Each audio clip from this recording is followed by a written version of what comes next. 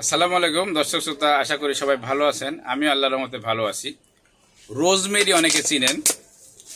Rosemary এটা মেয়েরা সাধারণত চুলে দেয়, কিন্তু এর একটা ভালো চা হয়, খুব সুন্দর চা হয়।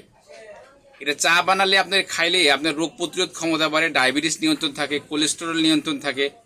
এই রোজমেরি চাটা অত্যন্ত উপকারী এবং এর কোনো 1% ব্যাড সাইড বেড নাই। এই রোজমেরি চাটা খাওয়ার নিয়মটা আমি বলি।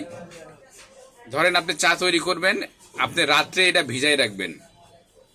আপনি যদি 2 কাপ চা বানান সকালে, বা 3 কাপ যদি বানান, 3 কাপ হলে আপনি চা চামচের 1 চামচ দিবেন। 3 কাপ পরিমাণ সমান পানি দিবেন, একটু বেশি দিবেন, ফুটালে একটু তো হয়ে যাবে। ওটা রাতে ভিজা রাখবেন। সকালবেলা ওই পানিটা গরম করবেন।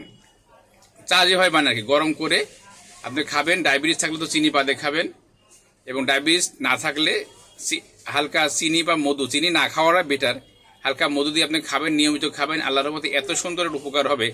ডায়াবেটিস আলাদা, ডায়াবেটিস নিয়ন্ত্রণ হয়, হার্ট ভালো থাকে, কোলেস্টেরল নিয়ন্ত্রণ করে, শরীরের রোগ প্রতিরোধ ক্ষমতা বাড়ে। এটা একটা সহজলভ্য জিনিস, আনকমন জিনিস। আর মেয়েরা তো চুলে ব্যবহার করে, ওটা আলাদা বিষয়, চুলের জন্য এটা ভালো কাজ করে। তো চা হিসাবে কিন্তু অসাধারণ। এটা পৃথিবীর বিভিন্ন দেশে খেয়ে থাকে, অনেকেই খেয়ে থাকেন।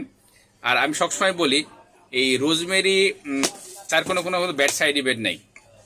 আমরা ধরেন আজকে এই রোজমেরি খেলাম, কালকে গাওয়া খেলাম, এভাবে যদি ভ্যারাইটিস মিলাই খাই, একদিন গ্রিন টি খেলাম, তাহলে চা স্বাদটা ভালো, উপকারটাও ভালো, শরীরটা সব দিক দিয়ে ভালো থাকে। আর সবসময় বলি, নিজেকে ভালোবাসুন, নিজের জন্য কোয়ালিটি সময় দিন। পৃথিবীর সবচেয়ে দামি সম্পদ হলো আপনার শরীর, তাই নিজেকে ভালোবাসুন, নিজের জন্য কোয়ালিটি সময় দিন। আল্লাহ হাফেজ।